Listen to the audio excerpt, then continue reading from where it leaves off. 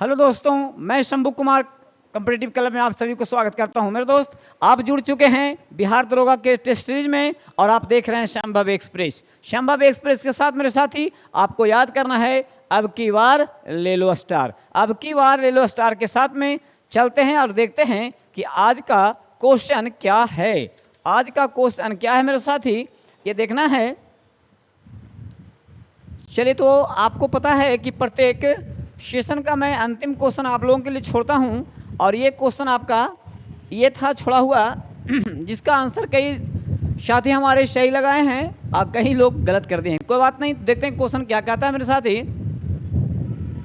26 जनवरी 1930 को स्वतंत्रता दिवस के रूप में मनाने का निर्णय कांग्रेस के किस अधिवेशन में लिया गया था? ऑप्शन है मेरे साथी, बम्बई, सूरत, लखनऊ और लाहौर। ध्यान देना है कि 26 जनवरी 1930 को ही स्वतंत्रता दिवस मनाने का निर्णय कांग्रेस के कौन से अधिवेशन में ले लिया गया था मेरे साथी? तो इसका आंसर था डी, लाहौर में। क्लियर? यही क्वेश्चन इसका बिल्कुल आंसर सही और सटीक होगा। चलिए, तो आज टेस्ट सीरीज का पहला क्वेश्चन देखते हैं। आज का पहला क्वेश्चन आपका ये रहा स्क्रीन पे, है ना।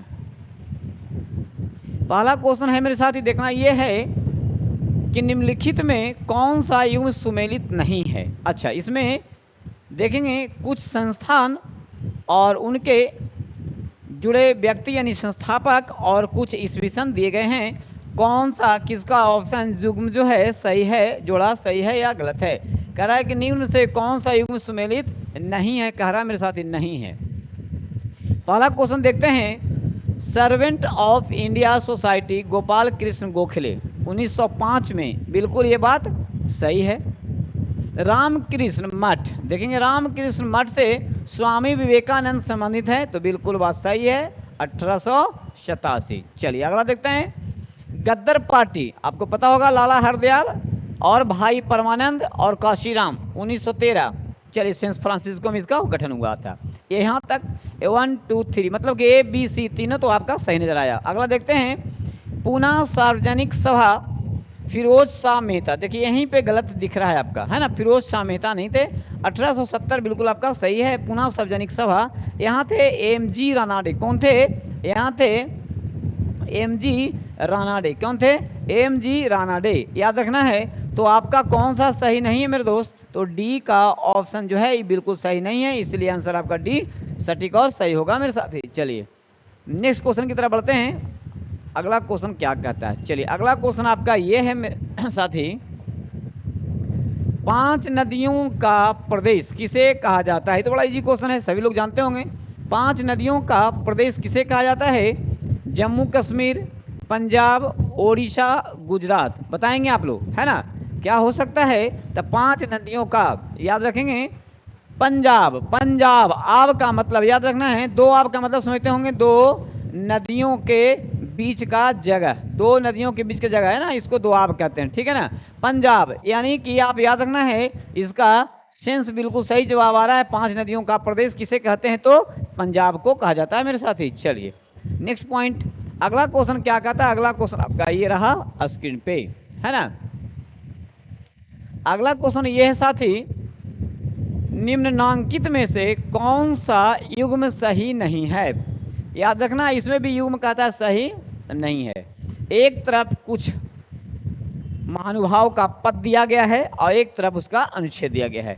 देखना है कि राज्य में राज्यपाल का पद कहता है अनुच्छेद 155 में, राष्ट्रपति का पद कह रहा है अनुच्छेद 52 में, उपराष्ट्रपति का पद कह रहा है अनुच्छेद 63 में, और प्रधानमंत्री का पद कह रहा है 74 में। कह रहा है कि कौन सा युग्म सही नहीं है? ध्यान देंगे तो राष्ट्रपति 52 बिल्कुल सही जवाब, उपराष्ट्रपति भी 63 सही जवाब, प्रधानमंत्री भी 74 में सही जवाब। यानी यहाँ जो आप देख रहे हैं ये 3 के 3 सही हैं। आपका राज्य में राज्यपाल जो ये दिया गया है मेरे दोस्त, ये 155 जो है 155, इसमें इनका नियुक्ति बताया जाता है। पद जो है वो 153 153 में होता है, इसलिए यही युग्म आपके हिसाब से गलत है, इसलिए आपका ऑप्शन ए ही इसका सही जवाब होगा मेरे साथी। चलिए आगे बढ़ते हैं हम लोग। आप देख रहे हैं संभव एक्सप्रेस, जितना संभव हो आप जो है तेजी से आप क्वेश्चन पढ़ें और उसका ऑप्शन देखें और टिक आउट करें। चलिए मैं पढ़ता हूँ। मुस्लिम लीग ने किस दिन को सीधी कार्यवाही दिवस डायरेक्ट एक्शन डे के लिए चुना था? 3 सितंबर 1946, 16 अगस्त, 16 मई, 4 दिसंबर, सभी 46 में हैं। इसका तिथि इंपॉर्टेंट है मेरे साथ ही, कौन सा सही हो सकता है? डायरेक्ट एक्शन डे, याद रखना है। ऑप्शन जो है इसका बी बिल्कुल सही जवाब और सटीक होगा, 16 अगस्त 1946 को, यानी 16 अगस्त डायरेक्ट एक्शन डे के रूप में मनाया गया था, याद रखना है। चलिए अगला क्वेश्चन क्या कहता है मेरे साथ ही, तो अगला क्वेश्चन आपका ये रहा स्क्रीन पे, है ना। कंप्यूटर में किसी शब्द की लंबाई किसे नापी जाती है या मापी जाती है?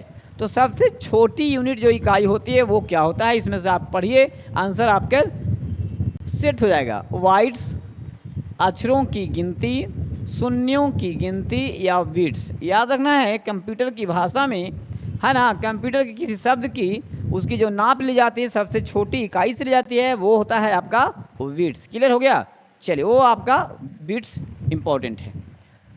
ये क्वेश्चन कई बार पूछ लिए गए हैं और पूछे भी जाते रहे हैं, ध्यान देना है ना। बाइट्स और बिट्स में थोड़ा कन्फ्यूजन हो जाता है बच्चों को कभी कभी। किस फल में लोहे, लोहे का मतलब आयरन की मात्रा सबसे अधिक होती है? बताइए। अनानास, लीची, सेब या केला, किस में सबसे ज़्यादा आयरन की मात्रा Fe पाए जाते हैं? तो याद रखना है आपका केला में सबसे अधिक, यहाँ पूछ रहा है सबसे अधिक, याद रखना है। चलिए ठीक है, नेक्स्ट क्वेश्चन की तरफ बढ़ते हैं और आपका अगला क्वेश्चन ये रहा स्क्रीन पे, है ना। बिना मिट्टी के पौधों के विकास एवं वृद्धि की, याद रखना है, वैसे पौधा जो मिट्टी उसके लिए कोई आवश्यक ही नहीं है और मिट्टी में उसका जड़ भी नहीं है ना, और उसको उगाया जा रहा है, ध्यान देना है। चलिए ये क्या हुआ?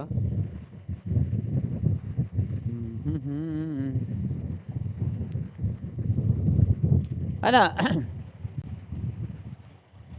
क्वेश्चन है, बिना मिट्टी के पौधों के विकास एवं वृद्धि की पद्धति कहलाती है। लगता है ये क्वेश्चन को मैं कई बार बता चुका हूँ। चलिए इस सेट का क्वेश्चन फिर आज आपके पास आया है ना। डायनामिक्स, एरोपोनिक्स, हाइड्रोपोनिक्स, कार्बनिक खेती। कहता है कि बिना मिट्टी के पौधों के विकास और समृद्धि को कौन सी पद्धति के अंतर्गत करते हैं? तो उसको बोलते हैं मेरे साथ ही हाइड्रोपोनिक्स। क्या बोला जाता है? हाइड्रोपोनिक्स है, याद रखना है इसको, ठीक ना। मिट्टी में इसकी जड़ नहीं होती है, चलिए पानी में ही रहता है। स्थानांतरित कृषि श्रीलंका में निम्न में से किस नाम से जानी जाती है? स्थानांतरित का मतलब भारत में आप लोग जैसे पढ़े होंगे झूम कृषि, है ना। कहीं कहीं इसको दहिया, कहीं झूम, कहीं लेवंड, अलग अलग नाम से जाना जाता है। आपके देश में अलग अलग राज्यों में नाम से जानते हैं, लेकिन ये जो है पूरा कह रहा है कि अलग अलग देश की बात पूछ रहा है। श्रीलंका में जो हमारे यहाँ झूम खेती होती है, स्थानांतरित कृषि होती है, उसको श्रीलंका में क्या कहते हैं? कोनुको, चेन्ना, मिल्पा, हम्पा, यानी हम्मा। तो याद रखिएगा श्रीलंका में कहा जाता है चेन्ना। क्या कहते हैं? श्रीलंका में कहा जाता है चेन्ना। क्या कहते हैं मेरे साथी? चेन्ना, याद रखिएगा चेन्ना कहते हैं। कंप्लीट। चलिए एक क्वेश्चन तो यहाँ से बिल्कुल रहता ही रहता है, एसआई में ध्यान रखना है, कभी देश विदेश का हो सकता है या कभी अपना स्टेट का भी हो सकता है, आप ध्यान रखना है। मुद्रा की दशमलव प्रणाली के साथ प्रचलित नए पैसा कब पैसा हो गया? मतलब नए पैसा से कब हमारे यहाँ पैसा के रूप में चलने लगा? जब पैसा का मतलब आप लोग देख रहे हैं 2 पैसा, 3 पैसा, 4 पैसा, 25 पैसा, 50 पैसा, ऐसे कर करके आप लोगों ने देखा। उसके पहले था नया पैसा। अब मुद्रा की दशमलव प्रणाली देखिएगा, एक क्वेश्चन तो आता है कि मुद्रा की दशमलव प्रणाली भारत में कब प्रारंभ हुआ, एक क्वेश्चन वहां से आता है। और यहाँ पे पूछ रहा है कि नया पैसा कब पैसा हो गया? 1 अप्रैल 1957 में, 1 जून 1964 में, 2 अक्टूबर 1961 से या 1 अप्रैल 1965 से। ध्यान रखना है कि मुद्रा की दशमलव प्रणाली अगर बताया जाए तो वो तो आपका 57 होगा, लेकिन यहाँ क्वेश्चन क्या है कि दशमलव प्रणाली के साथ प्रचलित नया पैसा कब पैसा हो गया, तो ध्यान देना है। उसका आंसर आपका बी बिल्कुल सही जवाब हो जाएगा मेरे साथी, 1 जून 1964। नया पैसा से पैसा हो जाना। चलिए ठीक है, बहुत इजी क्वेश्चन है मगर बहुत बिजी क्वेश्चन है, और ध्यान रखना है कि बड़ा कंफ्यूजन क्वेश्चन भी है। दशमलव प्रणाली की शुरुआत आपका 57 में हुआ है, लेकिन नया पैसा जो है वो पैसा हो गया है 64 में। अगला क्वेश्चन चलते हैं। अगला क्वेश्चन आपका ये रहा, ध्यान देना मेरे साथी। अंतरराष्ट्रीय खगोलीय संघ ने किस ग्रह के 128 नए चंद्रमाओं की मान्यता प्रदान की है? देखेंगे, ऐसा भी पता होना चाहिए आपको कि सबसे ज़्यादा वलय वाली, सबसे ज़्यादा उपग्रह वाली इसमें से कौन से ग्रह हैं? मंगल, बृहस्पति, शनि और पृथ्वी। तो 128 जो हाल फिलहाल में अंतर्राष्ट्रीय खगोलीय संघ के द्वारा बताया गया है वो इसके समूह में बताए गए हैं शनि। याद रखना है, वो शनि के 128 नए चंद्रमाओं की मान्यता दी गई है। चलिए अगला क्वेश्चन आपका ये रहा स्क्रीन पे। भारत सरकार के किस मंत्रालय ने 2025 को ईयर ऑफ रिफॉर्म्स घोषित किया गया है? देखना है भारत सरकार के किस मंत्रालय ने, कौन से मंत्रालय ने 2025 को ईयर ऑफ रिफॉर्म्स घोषित किया है?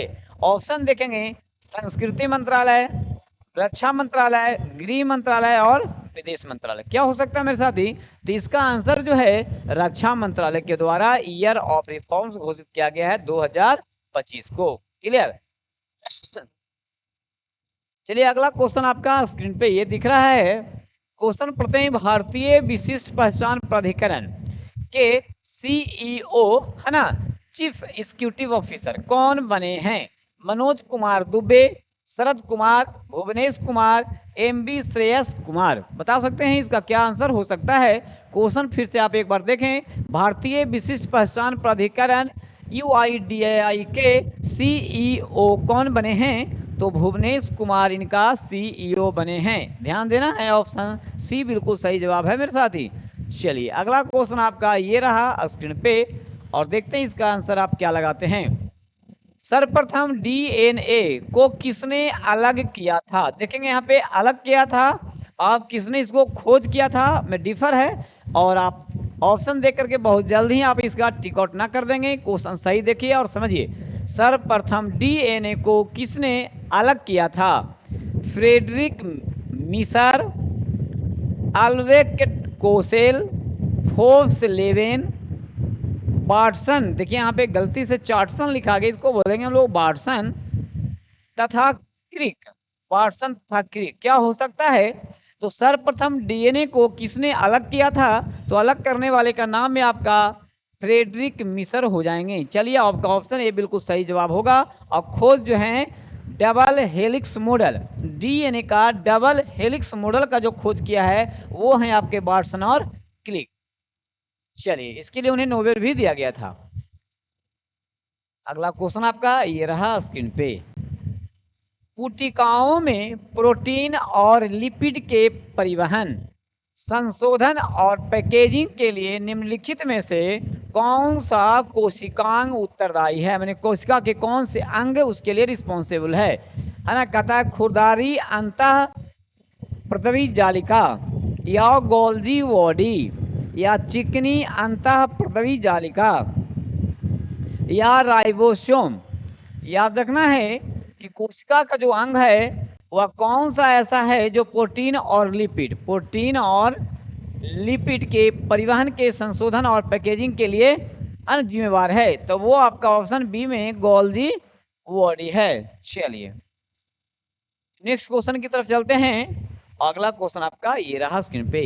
निम्नलिखित में से कौन सा रोग एक यौन संक्रामक रोग नहीं है? कौन सा ऐसा रोग है जो संक्रामक बीमारी तो है लेकिन क्या कह रहा है? यौन संक्रामक नहीं है, तो आपका यौन प्रक्रिया के द्वारा संक्रमक से नहीं फैलता है।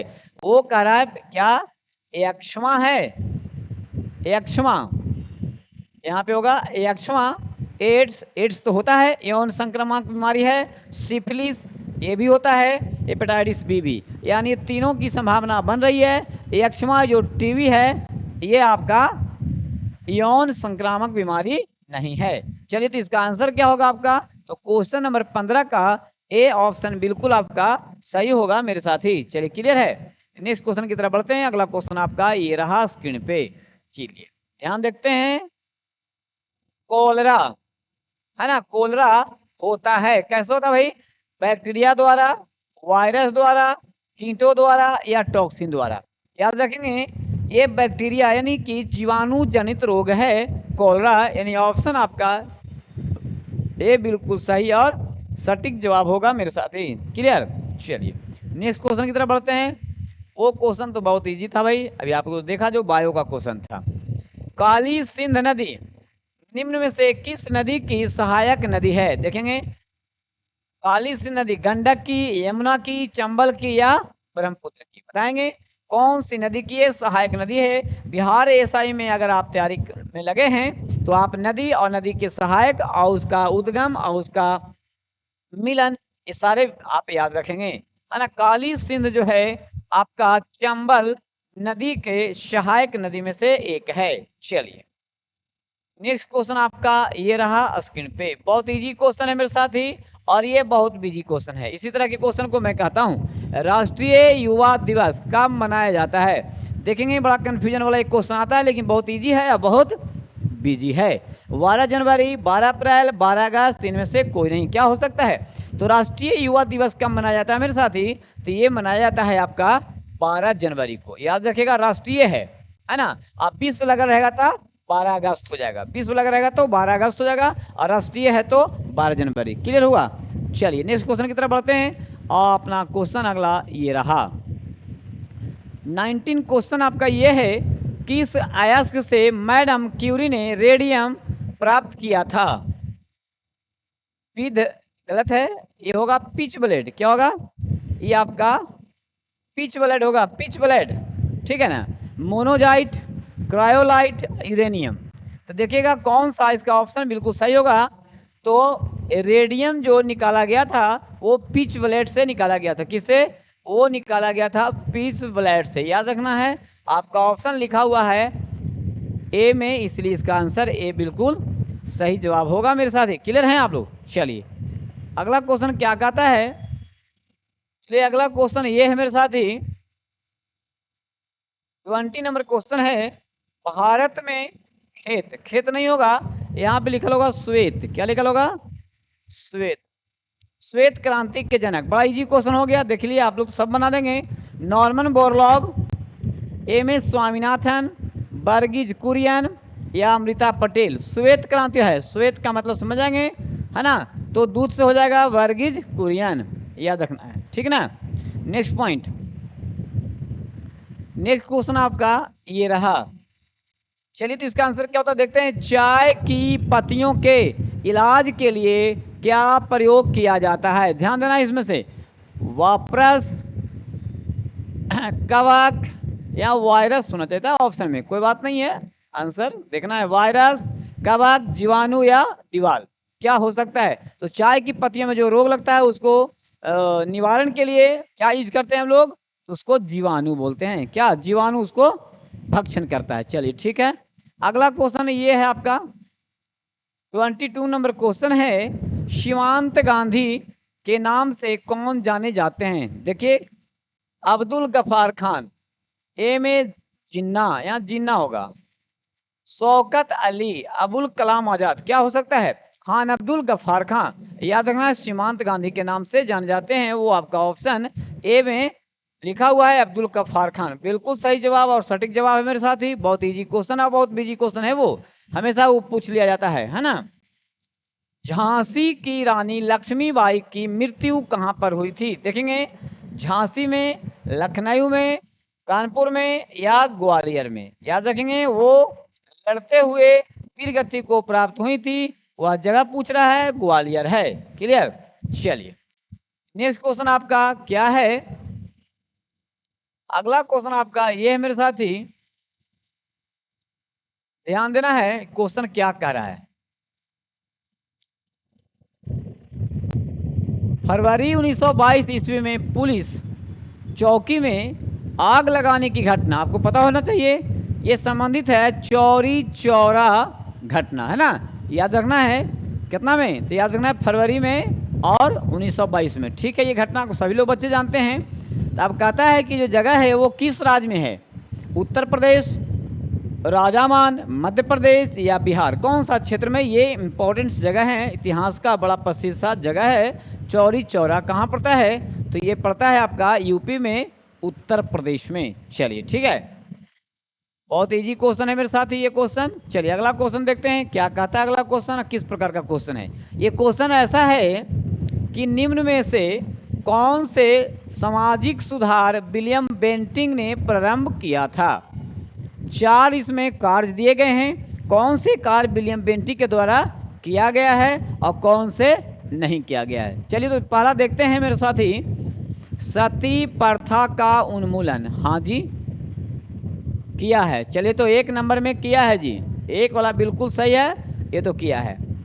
दास प्रथा का उन्मूलन, नहीं जी ये नहीं किया है, ध्यान रखिएगा, ये नहीं किया। क्यों, क्योंकि दास प्रथा का जो है वो स्लीमैन ने किया था, कर्नल स्लीमैन ने किया था। हाँ इन्हीं के काल में हुआ था, लेकिन किया था कि उसने कर्नल स्लीमैन ने, यानी दास प्रथा का उन्मूलन इन्होंने नहीं किया। धर्म परिवर्तन के कारण अयोग्यता के प्रावधान को हटाना, हाँ ये काम किया गया था, समझे कि नहीं। तो 1 और 3 2 गलत हो गया है। अगला देखना, ठगों के संगठित गिरोहों को दमन, हाँ ये भी काम विलियम बेंटिंक का ही रहा है। यानी 1 रहा है, 2 रहा है, नहीं 2 नहीं रहा, 2 तो कट गया है ना, 2 कट गया है, आपका ये 3 रहा है और फिर 4 रहा है, ध्यान देना है। ऑप्शन 1 3 4 खोजिए, है इसमें 1 3 4, आपका सी में ऑप्शन दिख रहा है 1 3 4, यानी कि आपका सी आंसर बिल्कुल आपका सही जवाब है। और बी में यानी कि 2 वाला जो है ऑप्शन नहीं किया गया था इनके द्वारा। चलिए ठीक है, ऑप्शन आप लोगों ने देखा। अगला क्वेश्चन क्या कहता है, वो ये रहा आपके स्क्रीन पे। क्वेश्चन क्या है, ध्यान देना है। आईने अकबरी किसने लिखी, देखेंगे आईने अकबरी किसने लिखी। अबुल फजल, मिनहाज उस सिराज, निजामुद्दीन अहमद, अब्दुल कादिर बदायूनी। बहुत इजी क्वेश्चन है, तो सब लोग देखे होंगे, इसको टिक लगा देंगे आप लोग। चलिए ठीक है, तो 26 नंबर क्वेश्चन का आंसर ए बिल्कुल सही जवाब है, आप सभी लोग जानते होंगे। इसी क्वेश्चन को हम कहते हैं बहुत इजी है और बहुत बिजी है। चलिए अगला क्वेश्चन आपका ये रहा, फटाक फटाक आप देखिए। दिल्ली सल्तनत के किस सुल्तान ने दारुल शफा नामक एक दानशील अस्पताल की स्थापना, है ना, किसने की थी। इल्तुतमिश या बलबन या मोहम्मद बिन तुगलक, है ना, तुगलक होगा यहाँ पे, फिरोज शाह तुगलक, कौन होंगे। तो ये दारुल सफा नामक जो एक दानशील अस्पताल बनाया गया था, वो बनाया गया था फिरोज शाह तुगलक के द्वारा, यानी आंसर आपका डी बिल्कुल सही जवाब होगा, एफएसटी द्वारा किया गया था। चलिए अगला क्वेश्चन आपका ये रहा, अंतर्राष्ट्रीय क्रिकेट परिषद आईसीसी, है ना, संभाला है। अब बताइए इसके अध्यक्ष के रूप में किन्हें पदभार मिला है ना। तो जय शाह, रोजर विनी, शम्मी सिल्वा, गौतम गंभीर, किन्हें मिला भैया। तो अध्यक्ष के रूप में जो पद मिला है वो आपका ऑप्शन ए बिल्कुल सही जवाब है, जय सिंह, है ना। ये अमित जय शाह है जो अमित शाह के सुपुत्र हुए। चलिए अगला देखना है, अगला क्वेश्चन आपका ये रहा, क्या कह रहा है क्वेश्चन साहब, देखिए जरा। संयुक्त राष्ट्र महासभा ने किस दिन को वर्ल्ड मेडिटेशन डे मनाने की घोषणा की है। वर्ल्ड मेडिटेशन डे मनाने की घोषणा किया है, कब, उसका तिथि यहाँ दिया गया साथी, 22 दिसंबर, 23 दिसंबर, 21 दिसंबर और 24 दिसंबर। क्या है इसका आंसर हो सकता है मेरे साथी। तो 29 नंबर क्वेश्चन का सी आंसर बिल्कुल सही जवाब होगा, 21 दिसंबर को। क्लियर, 21 दिसंबर को वर्ल्ड मेडिटेशन डे मनाया जाए। चलिए अगला क्वेश्चन आपका ये रहा स्क्रीन पे, time woman of the year, है ना, 2025 से किसे सम्मानित किया गया है? अशोक शुक्ला, पूर्णिमा देवी बर्मन, रामदेव मिश्रा, माइक पांडे, किन्हें दिया गया है? तो याद रखना है कि 2025 का time woman of the year जो दिया गया है वो आपका ऑप्शन बी बिल्कुल सही जवाब है, पूर्णिमा देवी बर्मन को दिया गया है मेरे साथी। चलिए अगला क्वेश्चन आपका ये रहा, यदि सेलों को समानांतर क्रम में व्यवस्थित किया जाता है तो क्या होगा? विद्युत क्षमता घटेगा? नहीं जी। विद्युत क्षमता बढ़ेगा? बिल्कुल सही जवाब। विद्युत वाहक बल बढ़ेगा? गलत जवाब। विद्युत वाहक बल घटेगा? ये भी नहीं होगा। यानी कि यदि सेलों को हम समानांतर क्रम में सजाते हैं तो विद्युत क्षमता जो है वो क्या होता है? बढ़ जाता है। ऑप्शन बी बिल्कुल सही जवाब होगा मेरे साथी। चलिए अगला क्वेश्चन आपका ये रहा, स्क्रीन पे ध्यान देना है, निम्नलिखित में से किस पादप समूह में बीज एक अंडाशय के अंदर विकसित होते हैं जो बाद में पककर फल बन जाता है? वो कहलाता है आवृत बीजी, फाइलोफाइटा, अनावृत बीजी या टेरिडोफाइटा। क्या हो सकता है? तो देखेंगे उस तरह के फल को हम कहते हैं आवृत बीजी। क्या कहते हैं? आवृत बीजी। चलिए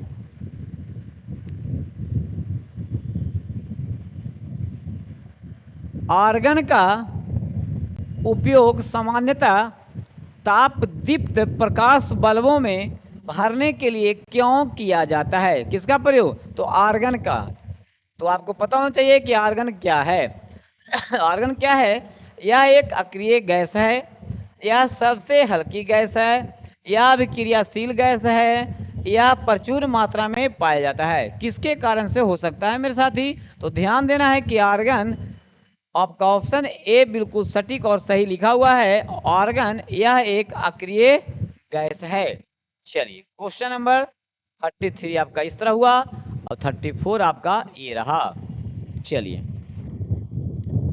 आंतरिक रसांकुरों की रक्त वाहिकाएं अवशोषित नहीं कर सकती है। किसको नहीं कर सकती भाई?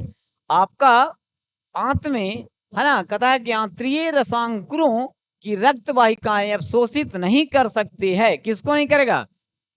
फैटी एसिड एवं ग्लिसरॉल को, ग्लूकोज को, लवण को, एमिनो एसिड को, ये सब को कर लेता है। किसको नहीं करता? ये सब हो जाता है। तो आपका फैटी एसिड एवं ग्लिसरॉल को नहीं कर पाता है, यानी आपका ऑप्शन बिल्कुल ए जबरदस्त सही है। नेक्स्ट क्वेश्चन की तरफ बढ़ते हैं। नेक्स्ट क्वेश्चन आपका ये रहा, तिलचट्टों में श्वसन किसके माध्यम से होता है? गलफड़ों से, फेफड़ों से या श्वास, है ना, श्वास रंध्रों से या त्वचा से? ध्यान रखना तिलचट्टा जो लेता है वो अपना श्वसन की क्रिया जो करता है श्वास रंध्रों से करता है, श्वास रंध्रों से करता है। याद रखना है ऑप्शन सी बिल्कुल सही जवाब।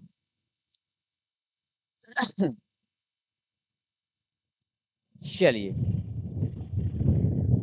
पूर्व गुप्त काल में शीशे के सिक्कों की एक बड़ी संख्या जारी की गई थी। बताइए, सातवाहन के द्वारा, शकों के द्वारा, कुषाणों के द्वारा या मौर्य द्वारा? आपको पता होना चाहिए कि भारत एक ऐसा, है ना, रहा है देश जहां आपका शीशे का सिक्का भी चलाया गया है। और आपको मैं बता दूं यहाँ चमड़े का सिक्का भी चला है मेरे साथी। आप कमेंट बॉक्स में बताएंगे कि कौन से काल में और कौन से राजा के काल में, है ना, चमड़े का सिक्का चलाया गया है। शीशे का जो सिक्का चलाया गया मेरे साथी, शीशे का सिक्का जो चलाया गया, बहुत इंपॉर्टेंट क्वेश्चन है और बहुत इजी और बिजी है। सातवाहन काल में। किस काल में? सातवाहनों के शासन काल में शीशे के सिक्के चलाए गए थे। और चमड़े का सिक्का मैं आपको बता देता हूँ, ये मुगल काल में बताएंगे। ये मुगल काल में, याद रखें, ये मुगल काल के कौन से राजा के काल में चला था? बाबर, हुमायूं, अकबर, जहांगीर, औरंगजेब, जो आप जानते हैं, इनमें से किनके शासनकाल में चमड़े के सिक्के चलाए गए थे? आप कमेंट बॉक्स में जरूर बताएंगे। चलिए अगला क्वेश्चन आपका ये रहा स्क्रीन पे। क्वेश्चन ये है साथी कि निम्न में से, है ना, कौन ऊर्जा के गैर परंपरागत, आप पढ़े होंगे परंपरागत और गैर परंपरागत, है ना। जो देखिए यहाँ पूछ रहा है गैर परंपरागत, यानी कि परंपरागत नहीं, गैर परंपरागत याद कर रहा है, और गैर परंपरागत है ना नहीं है, नहीं है से देखिएगा। इसका मतलब है कि एक कह रहा है कि गैर परंपरागत नहीं है, मतलब वो परंपरागत है। इसमें से पूछ रहा है, ऐसे डायरेक्ट लिख सकता था निम्न में से कौन परंपरागत ऊर्जा का स्रोत है, परंपरागत भी लिख सकता था, लेकिन यहाँ कह रहा कौन गैर परंपरागत नहीं है, यानी एक को छोड़ के सब गैर परंपरागत है। तो तापीय ऊर्जा गैर परंपरागत है, सौर ऊर्जा गैर परंपरागत है, ज्वारीय ऊर्जा गैर परंपरागत, देखिए सब गैर परंपरागत है, लेकिन कौन नहीं है, तो नहीं में आ गया कौन, कोयला। अब कोयला जो है गैर परंपरागत नहीं है, इसका मतलब ये जो है परंपरागत है। चलिए आपका ऑप्शन डी बिल्कुल सही जवाब होगा मेरे साथी। क्लियर, आगे बढ़ते हैं। अगला क्वेश्चन आपका ये रहा स्क्रीन पे, मलेरिया की दवा कुनैन, वाह वाह, कई बार क्वेश्चन पूछे गए हैं, अब पूछा जाता है, किस वृक्ष का वन उत्पाद है, अफीम, सिनकोना, टेक्स्टोवेकोटा और मोरिंगो, बताएंगे। तो मलेरिया की दवा कुनैन जो है कौन से वृक्ष से प्राप्त होता है, तो आपको पता होगा सिनकोना के छाल से निकाला जाता है। अगला क्वेश्चन आपका ये साथी,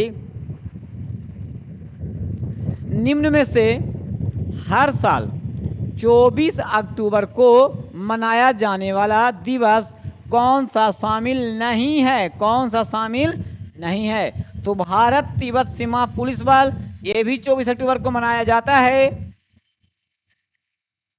संयुक्त राष्ट्र दिवस, चलिए ये भी 24 अक्टूबर को मनाया जाता है। राष्ट्रीय खाद्य दिवस, ये भी मनाया जाता है।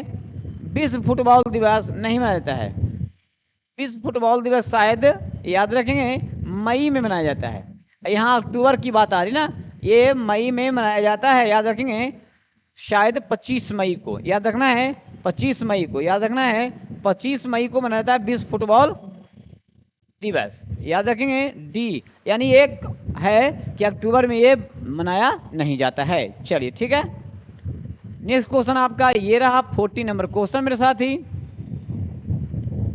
भारत सरकार की राजस्व प्राप्तियों में इनमें से क्या शामिल नहीं है, नहीं है पूछ रहा है। देखिएगा क्वेश्चन जो है नहीं वाला लास्ट में या सेकेंड लाइन में नीचे लिखा हुआ रहता है, पता नहीं चलता है और लोग गलत कर बैठते हैं। शामिल नहीं है ब्याज, लाभ और लाभांश, संपत्ति से किराया, ये सब है, कौन नहीं है, तो ऋणों की वसूली नहीं है, यानी ऑप्शन डी बिल्कुल सही जवाब होगा मेरे साथी।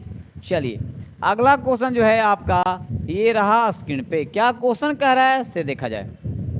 41 नंबर क्वेश्चन क्या कहता है, भारत के संसदीय लोकतंत्र के अब तक के इतिहास में कितने प्रधानमंत्री तीसरी बार पद संभाले हैं, मतलब कि 3 बार प्रधानमंत्री, बताइए 3 बार, क्वेश्चन में भी आंसर भी है 3 बार, 3 बार के मतलब 3 गो प्रधानमंत्री होंगे, आंसर भी याद रखना है 2 3 4 5, तो 3 याद रखना है ना, 3 बार आपके यहाँ प्रधानमंत्री बनने वाले याद रखना है, कौन हैं, तो 3 हैं, पंडित जवाहरलाल नेहरू, इंदिरा गांधी और आपके प्यारे मोदी जी।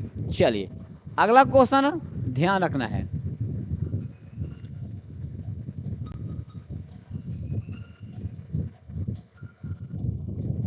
ना, अगला क्वेश्चन ध्यान देना है, एक सींग वाले गैंडे किस अभयारण्य की अनमोल विरासत है, याद रखना है कि एक सींग वाले है ना, एक सींग वाले गैंडे किस अभयारण्य की अनमोल विरासत है, मतलब कि एक सींग वाले गैंडे कहाँ पाए जाते हैं, क्वेश्चन हम डायरेक्ट है, काजीरंगा, मानस, बांदीपुर और पेरियार में, है याद रखना है, ये काजीरंगा में पाया जाता है। काजीरंगा प्रसिद्ध है एक सींग वाले गैंडा के लिए, काजीरंगा असम में है, मानस भी असम में है, बांदीपुर कर्नाटक में है और पेरियार आपका केरल में है। चलिए ध्यान देना है, इनका कभी कभी राज्य से संबंध भी पूछ देता है, आपको याद रखना पड़ेगा। अगला क्वेश्चन आपका ये है साथी, महात्मा गांधी हरिजन यात्रा कहाँ से प्रारंभ किए थे? बड़ा इजी क्वेश्चन है लेकिन बड़ा कंफ्यूजन वाला क्वेश्चन, ध्यान रखना है ना। इसमें दो क्वेश्चन देखिएगा, ये क्वेश्चन और ये क्वेश्चन का आंसर जो है, दोनों ऑप्शन जो है बड़ा कंफ्यूजन कराएगा। आपको ध्यान देना है, महात्मा गांधी ने हरिजन यात्रा कहाँ से प्रारंभ की थी? साबरमती आश्रम से, पवनार आश्रम से, वर्धा से या पूना से? बताया, ये दोनों में कंफ्यूजन हो सकता है आप लोग को, तो याद रखिएगा वर्धा से। कहाँ से? वर्धा से स्टार्ट किए थे। चलिए अगला क्वेश्चन है मेरे साथी, अगला क्वेश्चन आपका ये है, क्या क्वेश्चन कह रहा है, ध्यान देना है। मैंगो सोवर, मैंगो सोवर कहता है कि मैंगो सोवर किस राज्य के फलों को पकने में सहायता करता है? जब कई जगह तो ऐसे होते हैं कि आम के टिकोरे लगते हैं तो वो हवा के कारण गिर जाते हैं, लेकिन इसी के समय में कुछ ऐसे क्षेत्र आते हैं जिसके थोड़े थोड़े बूंदाबांदी और हवा के कारण, है ना, क्या करता है कि आम के फल को पकने में सहायता प्रदान करता है। तो वो कहता है उस तरह के हवा और पानी को मैंगो सोवर कहते हैं। तो किस राज्य के फलों को, मैंने कौन सा स्टेट को संबंध बता रहा है? ओडिशा, आंध्र प्रदेश, उत्तर प्रदेश, कर्नाटक। याद रखना आपका कर्नाटक, डी ऑप्शन बिल्कुल सही जवाब है। चलिए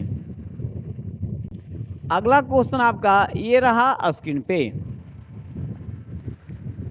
ताजमहल का निर्माण भारत और कह रहा है और के, मतलब कहाँ के विशेषज्ञों ने किया था?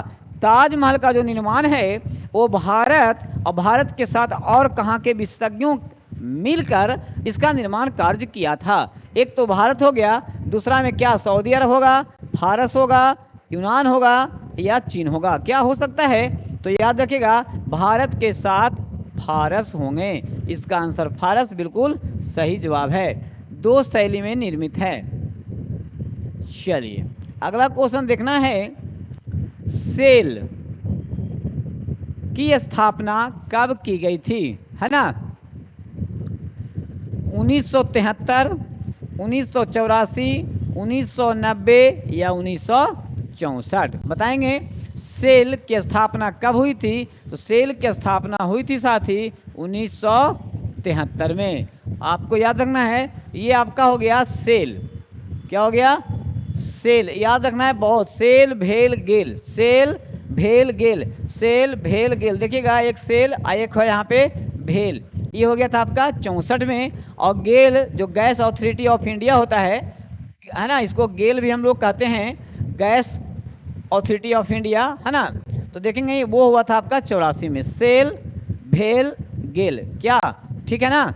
याद रखिएगा कि 1964 में आपका भेल का, और 1973 में आपका सेल का, और 1984 में आपका गेल का। तो चलिए यहाँ पे तो सेल पूछ रहा है, तो ये ऑप्शन बिल्कुल आपका सही जवाब है मेरे साथी। ये तीनों हमेशा पूछा जाता है, इसलिए आप तीनों को याद रखने का प्रयास कीजिएगा, ठीक ना। नेक्स्ट क्वेश्चन आपका ये है, मुगल काल का प्रसिद्ध चित्र साइबेरियाई सारस। आपको पता होगा है ना कि आपका भारत के बाद चाइना, चाइना के बाद मंगोलिया, मंगोलिया के बाद रूस, और रूस से साइबेरिया पक्षी उड़ करके डायरेक्ट जब उड़ते हैं तो इतने देशों को पार करके और डायरेक्ट वो इंडिया आते हैं, इंडिया में भी राजस्थान में आते हैं, और राजस्थान के बाद अगर उड़ते हैं तो वो आपका बिहार के मगध क्षेत्र गया में आते हैं। ध्यान देखना है। तो कह रहा है कि मुगल काल का प्रसिद्ध चित्रकार का नाम पूछ रहा है यहाँ पे, है ना, कि साइबेरियाई सारस का चित्रण, यानी कि साइबेरिया से जो उड़ के चल के आने वाला इंडिया में है उसका नाम है साइबेरियन सारस क्रेन, है ना।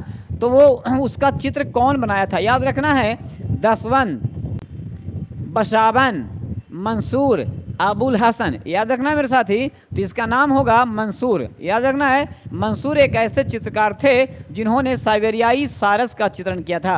मेरे साथी यह एक ऐसा पक्षी है जो जब ये रूस से अगर एक बार उड़ जाता है तो वो कहीं बीच में बैठता नहीं और डायरेक्ट आपका इंडिया आता है। याद रखिए कैसे उसका पता चलता है कि मैं अब इंडिया आ गया हूँ, है ना। और जब इंडिया आता है तो उसकी और खासियत ये है कि साइबेरियन जो साइरस है सिंगल नहीं चलते, जब चलते हैं तो कपल में चलते हैं, नर और मादा एक जुड़वे के रूप में वो लोग चलते हैं। और एक और खासियत है कि अगर किसी भी कारण से वो इंडिया में आए एक पर्यटक पक्षी के रूप में आए और किसी कारणवश में अगर वो एक पक्षी मर जाते हैं, घायल हो जाते हैं, जा नहीं पाते हैं, तो दूसरा उसका जो भी पार्टनर है वो जाता नहीं है और उसी के वियोग में अपना चोंच यानी सर को पटक पटक करके जान दे देता है। ऐसा देखा गया है। चलिए, तो यहाँ से ये पक्षी के बारे में आपने जाना, तो आप बताएंगे बर्डमैन ऑफ इंडिया किसे कहा जाता है मेरे साथी, है ना? तो सलीम अली को बर्डमैन ऑफ इंडिया भी कहा जाता है, याद रखिएगा,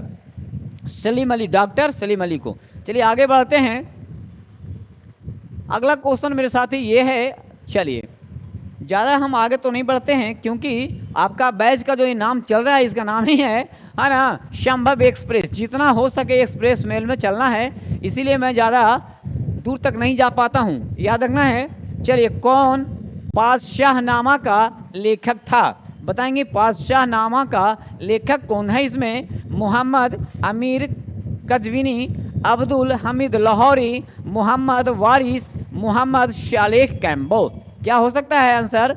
तो पातशाहनामा के लेखक हैं अब्दुल हमीद लाहौरी। चलिए, इसका आंसर आपका बी बिल्कुल सही जवाब हुआ और 49 क्वेश्चन आपका ये रहा।